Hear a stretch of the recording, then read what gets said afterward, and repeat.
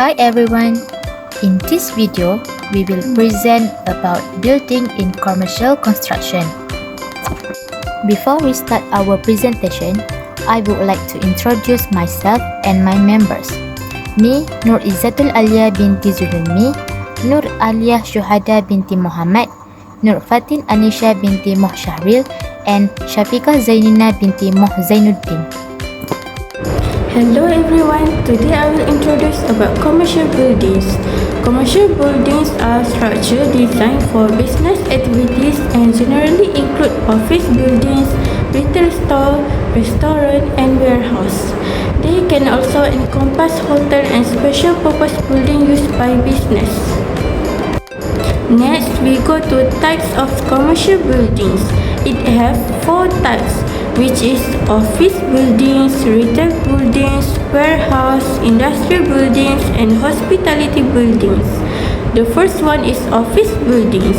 Office buildings can range from small single-story structure to large skyscrapers and include various types of business like law firm, accounting office, and corporate headquarters.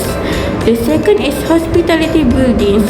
This includes hotels, resorts, and other establishments that provide accommodation, food, and entertainment to travelers. The third is retail buildings. This category includes stores, shopping centers, and malls, providing space for business to sell goods and services directly to consumers. The fourth is warehouse. These are large storage facilities used for storing goods and materials, often associated with logistics and supply chain management. The last one is industrial buildings. These are designed for manufacturing, processing, or assembly of goods and can include factories, production plants, and research facilities. Next, why are commercial buildings high risk? It is because no automatic sprinkler system, maintenance issues such as broken windows and peeling paint, unprotected gas meter or piles of debris adjacent to the buildings, improper dust collection system adjacent to a combustible buildings or building with a hazardous occupancy, poor housekeeping, ordinary electrical equipment in areas storing or using flammable liquids, and the last one is because general lack of risk control precautions. Next slide, we go to overview stakeholders and roles in CDM 2024 under section 4 to 7 of CDM 2024. The first one is clients. Construction Safety and Health Management Plans (CSHM) in place before work begins. Second is principal designer. Potential hazard and reduce. Third is principal constructor, lead site risk assessment, safety briefings and control measures. The last one is workers. Comply safety procedures, wear PPE, attend induction and report hazard. Next, this is the hierarchy form of the commercial construction. Next, let's look at some of the common hazards listed in the first schedule under CDM 2024, which outlines frequent and critical dangers on construction site. These include excavation risks, such as soil collapses and falling objects that can cause severe injury. Electrical hazards are also common, particularly electrocution from live wires or faulty connections. Confined space pose additional dangers due to low oxygen levels, heat stress, or exposure to toxic gases. Working at height remains a major concern when fall protection is inadequate or when improper scaffolding is used. Finally, excessive noise and dust can lead to long-term health issues such as hearing damage and respiratory illness. Next, let's go over some of the key safety requirements outlined in CDM 2024 to ensure better risk management on site. According to Section 16, it is mandatory for all workers to undergo safety induction training before entering the construction site. Section 24 specifies excavation and shoring requirements to prevent collapses during groundworks. Section 25 states that every site must have a proper emergency response plan which should be tested regularly through drills.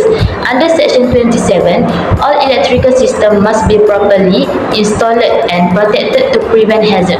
And lastly, Section 32 mandates that emergency rescue protocols must be in place for confined spaces, fire incidents, and flood situations. Now, let's move on to hazard control measures used in commercial construction, which are essential for preventing workplace accident and ensuring compliance with OSHA 2024. We categorize control measures into three types. First, engineering controls. These are physical modifications to the work environment to reduce hazards. For example, guardrails are installed along edges to prevent falls. Second, a fall arrest system ensures that workers are protected if they slip or lose balance. Third, proper scaffolding with two boards prevent both falls and falling objects. Other than engineering control, we have administrative control. This involves changing how people work. For example, toolbox briefings are held to discuss daily risks and safety plans. Second, safe work methods statements or SWMS provide step-by-step instruction for high-risk tasks. Work rotation helps reduce fatigue among workers, especially during physically demanding jobs. And lastly, we have personal protective equipment, which is PPE. PPE is the last line of defense. It includes safety harnesses, especially when working at heights, helmets to protect from head injuries, and gloves and safety boots to prevent cuts and slip on site. All this control must be applied together to create a safe and effective working environment. Real accident. Case study, Office Tower Site 223. Project, high-rise commercial office in Kuala Lumpur. Incident, worker fell from 6th floor, scaffolding cost, no harness, incomplete edge protection impact, 1 fatality, 200, 1 fine to main contractor. Finding, no induction conducted for subcontractor. PPE not enforced and scaffolding was not inspected as per schedule. To further strengthen site safety in commercial construction, first, provide continuous safety training to our workers, especially new or foreign workers. This ensures everyone understands the correct procedures and hazard awareness. Second, conduct regular risk assessment and strictly enforce the control measure mentioned earlier. Third, encourage an open feedback and reporting system where workers can report hazards or unsafe behavior without fear of retaliation. Fourth, use digital hierarchy forms to update hazard identification, risk assessment, and risk control in real time. This helps in tracking changes on site and allow quick decision making. Finally, always follow the obligations stated in OSHA 2024. This includes ensuring competent supervision, maintaining update safety documentation, and prioritizing worker health. By implementing this recommendation, we not only reduce workplace accident but also improve productivity and compliance with Malaysian safety regulation. Conclusion. In conclusion, the establishment and recent enhancement of the Occupational Safety and Health Act 1994 through the OSHA Amendment 220, which came into effect on 1st June 2024, aim to extend safety and health protection to all sectors of employment. In the building, this amendment ensures stricter and more comprehensive safety measures are implemented to protect construction workers, maintenance personnel, and the public from potential workplace hazards. Therefore, compliance with the update OSHA is crucial, creating a safer and more sustainable working environment within the commercial building industry.